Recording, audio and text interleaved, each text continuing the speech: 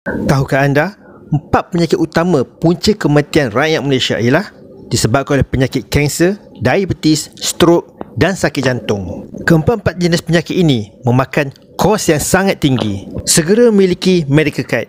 Sediakan payung sebelum hujan.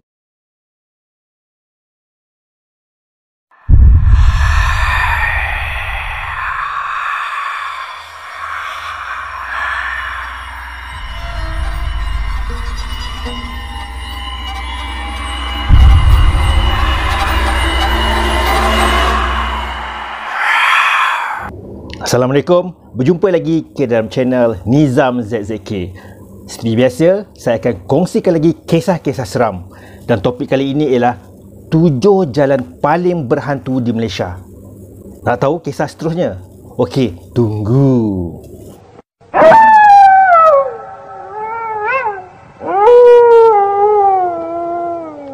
Baiklah, berikut adalah nombor 7 sehingga nombor 4 jalan paling berhantu di Malaysia. Jom.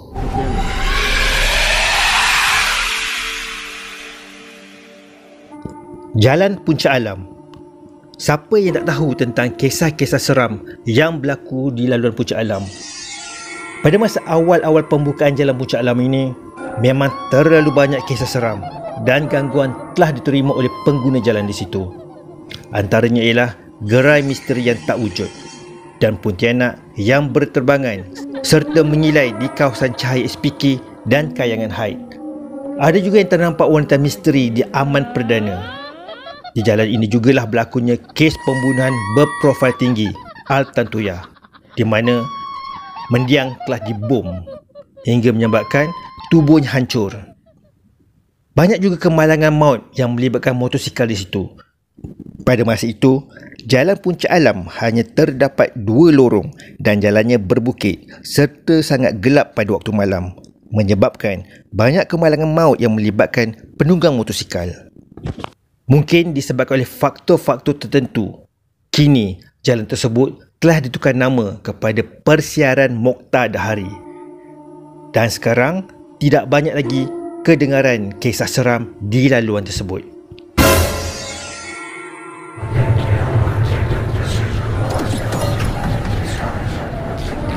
Jalan Batu Arang. Pengalaman seram ini dialami oleh saya sendiri pada tahun 2020. Kejadian ini berlaku pada satu malam yang gelap kerana hujan yang agak lebat. Pada masa itu, saya melalui jalan tersebut bersama anak berusia 16 tahun pada ketika itu. Saya bertolak dari rumah saya di Sungai Buloh selepas maghrib untuk mengambil anak sulung saya yang berada di Unicel. Selepas melalui Tol Rawang, saya masuk ke Jalan Batu Arang. Hujan mulai reda, tapi masih gerimis. Jalan di situ sempit dan jalannya berliku seperti ular di palu.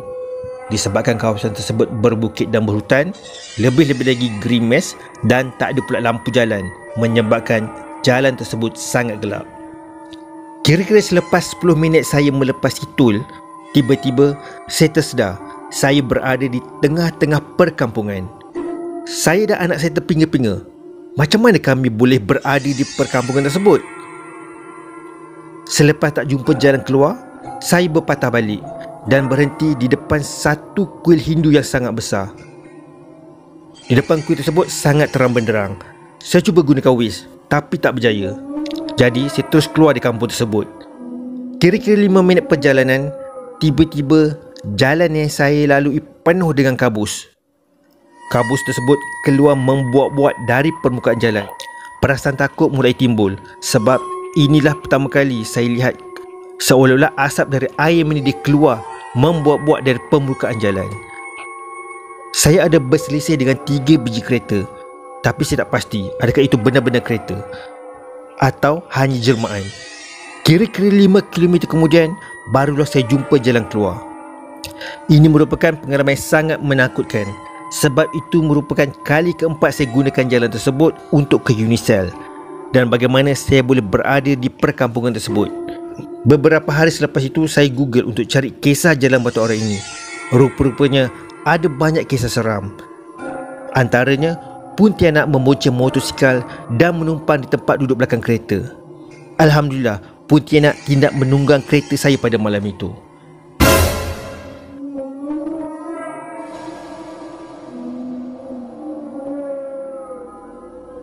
Lebuh Raya Gurun Plus. Dikatakan beberapa kejadian menyeramkan berlaku di lebuh raya ini. Beberapa orang pernah ternampak hantu wanita berkebaya merah di situ. Dan paling menyeramkan, hantu wanita berkebaya merah ini duduk di bahagian tempat duduk belakang selepas jam 12.30 malam. Dikatakan beberapa kemalangan berlaku sebab mengelak makhluk berkebaya merah ini.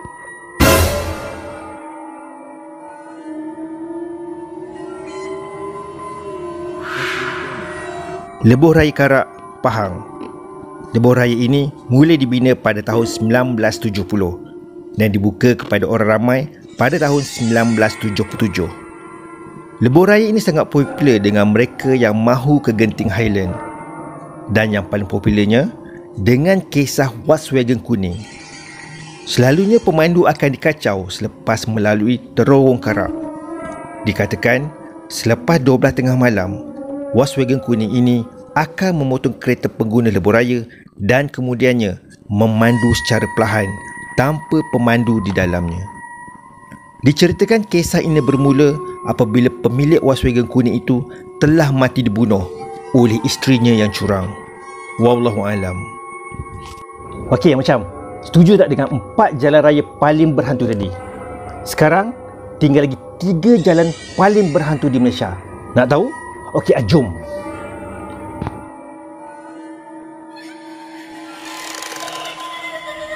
Lebuh Raya Lipis Merapu. Dikatakan banyak kejadian kemalangan maut melibatkan bas ekspres. Pada tahun 2003, 14 orang terbunuh dan pada tahun 2010, seramai 25 orang warga Thailand maut semasa perjalanan balik dari Cameron Highland. Beberapa pemandu dikatakan terserempak dengan hantu mangsa-mangsa kemalangan itu dan ada kalanya hantu-hantu itu menyeberangi jalan. Dikatakan beberapa kemalangan berlaku kerana cuba mengelak makhluk-makhluk tersebut. Semenjak wujudnya lebuh raya ini, telah beribu nyawa terkorban.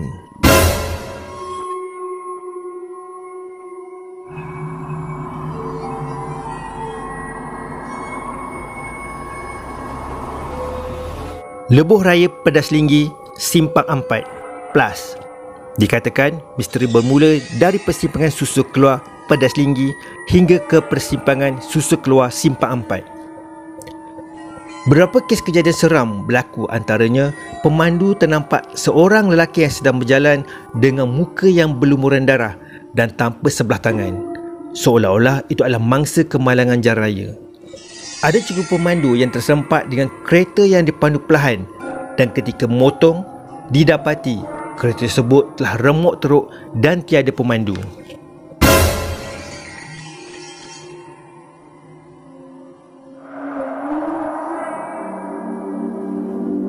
Jalan Bukit Putus Negeri Sembilan. Jalan ini dikatakan jalan yang paling seram di Malaysia. Keadaan Jalan Bukit Putus yang dikelilingi oleh hutan tebal dan bergaung dikatakan keras dan ramai pengguna jalan raya pernah menjadi mangsa gangguan ketika melalui laluan tersebut. Bukit Putus ini menjadi lokasi banyak kemalangan dan aktiviti jenayah. Antaranya, mayat mangsa pembunuhan dicampakkan ke dalam gaung. Beberapa kisah seram yang dialami oleh pemandu ialah penampakan sekumpulan orang sedang mengusung keranda dan beberapa kali pemandu terserempak dengan seorang wanita berjalan bersama 3 orang anak kecil. Kesemua kejadian ini berlaku antara jam 12.30 malam sehingga 3 pagi.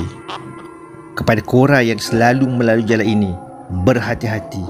Dan kepada korang yang masih belum pernah melalui jalan ini, ambil iktibar.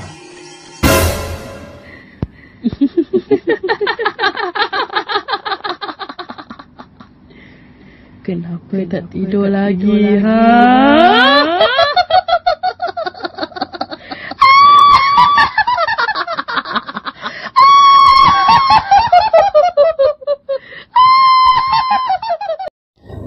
Baiklah, setakat ini sahaja perkongsian saya 7 jalan paling berhantu di Malaysia. Sekiranya anda ada kisah-kisah menarik yang ingin dikongsi bersama, jangan lupa untuk emailkan di alamat berikut. Dan seperti biasa, jangan lupa untuk like, komen dan subscribe. Kita jumpa di lain kali. Assalamualaikum. Bye-bye.